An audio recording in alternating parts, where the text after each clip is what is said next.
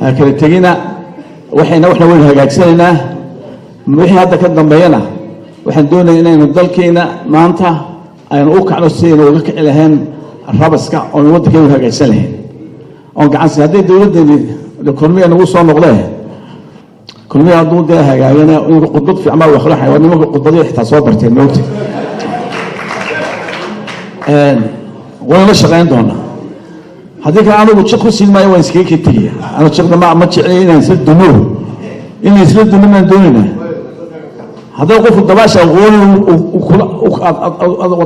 wada qarinaysa waxa fiican inaad iska sii jeysan isagu ha dhaxee isagu ha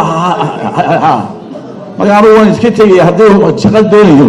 haddii kalena way hagaagsan yahayna haddana waan taagnay 2022